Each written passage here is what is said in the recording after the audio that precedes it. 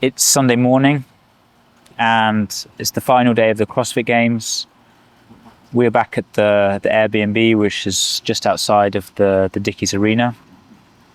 And we just got back from a memorial service that was held for Lazar. It was organised by Brian Friend. He posted it on his stories last night, and myself and some of our crew decided to attend. I personally felt it was a very special thing to do. It was held at the lake where Lazar passed away, and held at the memorial started at the suspected time that he passed on. And it was very beautiful, and for myself, very moving being there. I think there was something about just everything being removed, the whole spectacle that is the CrossFit Games, and just being at the lake. No signage, no reminders. It just put a very human element on it. Brian spoke. He read some messages from that he'd received from people in Serbia. Played the Serbian national anthem, and one of Lazar's closest friends spoke, who's here, Josie. It was beautiful, and I found it very moving.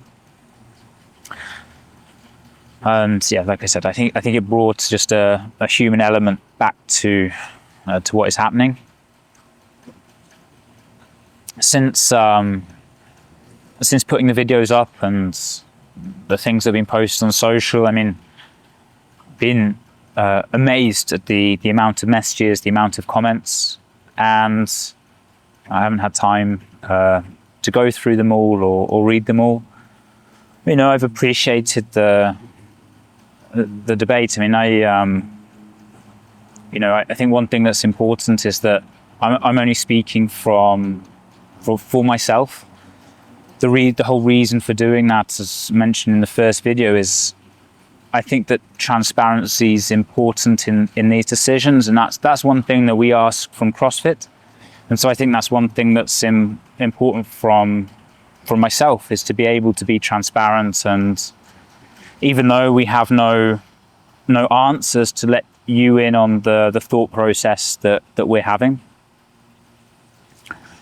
And as much as I'd like to be able to finish this video with a clear direction and a clear thought that everyone can unite around, I just don't think that's the case. I think that more information will come to light.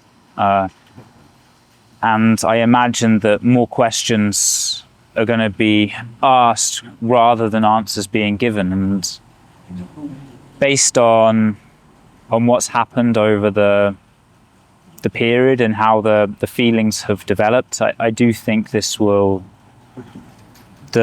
process is going to take a while. From speaking with some people and different athletes or different camps, some people are like, they're just able to process this after the event. They get through the event and then are able to work through that. And I think during that process, we'll also see a lot more opinions come out, and again, questions therefore being asked. One thing that I do want to state is the watching the grieving process and seeing how different people grieve has been, it's been hard to watch. And I think it's really important that I would say everyone has been here very respectful of everyone's process of grieving, in ever which way that is. And strange things emerge. Like for me, we were kindly given the t-shirt by GoRuck on Friday, and I haven't taken it off since. And I don't know why. It just felt like something that I wanted to do in order to honor Lazar. I don't know. Maybe it was my way of processing things that's different from someone else's. The kind of point of the statement is, I think there's just a varying number of ways in which people are expressing the feelings that they have. And I think this final day is very important. I believe that CrossFit, and I say that because I do think, it is their organisation who are taking charge, have some very important decisions to make today, that again will affect people's opinion on the sport and how things go. I think one of the most important decisions is how they finish this CrossFit Games. And again, it's more questions than answers, but do they hold a podium ceremony? How do they honour the Tsar and honour the family and do that in a respectful way? And it's a very tough decision to make, and I think an important one that they have to, think carefully and aim to make the best decision that they can.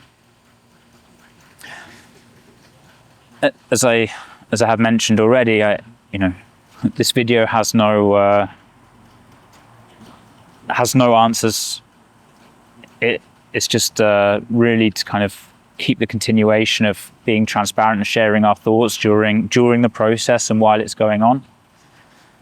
And I think that in the time following the games and the period after, as more people reflect and more people start to share their opinions, we'll find out. And I also think one thing that I've not mentioned that's extremely important is to be able to hear from Luca, Anya, and the family themselves if they should wish.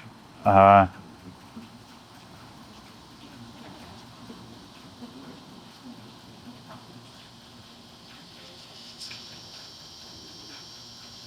I don't feel like I have anything more to add.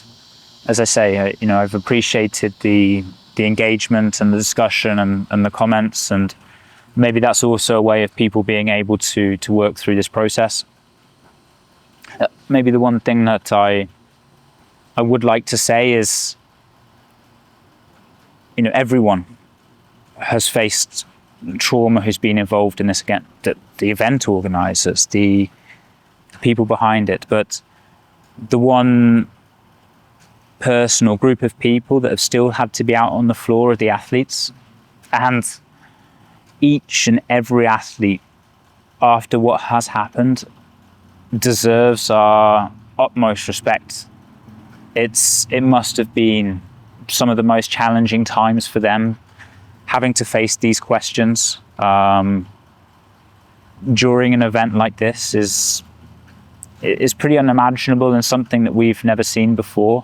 And so my respect and my love and anything that I can do to support goes out to each one of those athletes. And I